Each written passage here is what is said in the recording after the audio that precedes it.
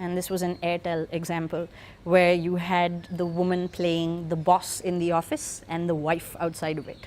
Now, the evolution has been, once upon a time, she would have been merely within the domestic space, and she is now occupying obviously a professional space as well.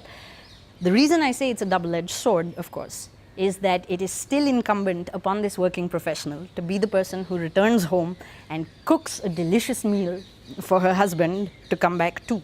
So it's a double-edged sword in that this negotiation is not one that is complete. We're not content with depicting women merely as professionals. That is something that hasn't happened in Indian advertising yet.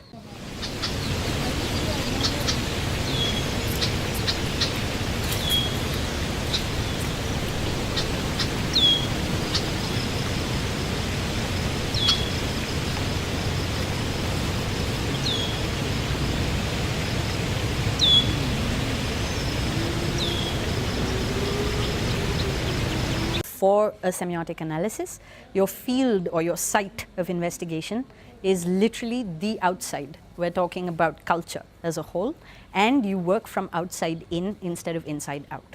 So the idea here is that you investigate the culture that you inhabit to try and trace where and how the meanings that we've attached to certain ideas, to certain concepts, whether they be gender related or they have anything to do with caste or class or religion or so on and so forth, all circulate in a given culture. And the idea with a semiotic analysis is to try and investigate that culture, to try and decipher codes from it.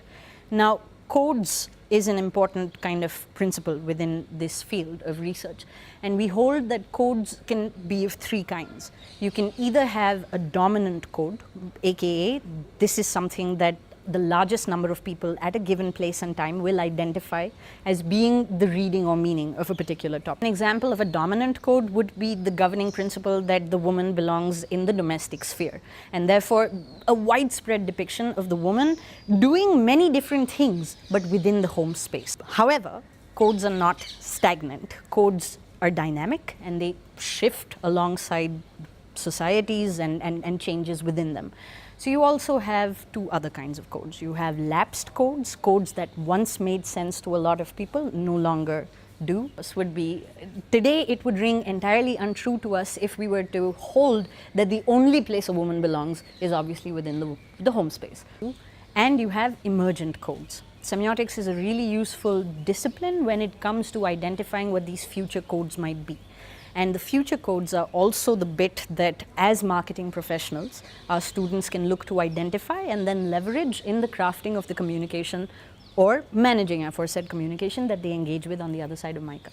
An emerging code, of course, as I said, is this kind of negotiating of the outside world, of the public sphere, and a growing comfort with thinking about the woman outside of the domestic sphere. Thinking of her as a working professional, not thinking about her merely in her capacity as someone's wife, someone's mother, someone's daughter, but just as an individual in her own self with ideas, aspirations, and so on and so forth. That's an emerging code. I think semiotics is a buzzword in market research today. Semiotics is definitely something that a lot of people have woken up to in the here and now. But as a master discipline, it's existed for the better part of a century now. And it comes from the critical theory space. It's been applied to read societies, to read contexts in every way, shape or form, and marketing has only newly woken up to its potential. Like I said, as a form of research, because it works on the principle of the outside in, it is very, very context specific. Therefore, instead of providing you blanket generalizations about entire demographics, semiotics is a fantastic approach to thinking about the local, to making sense of local context in a way that traditional market research cannot offer. And that's part of why it's a core course, it's a core offering at MICA.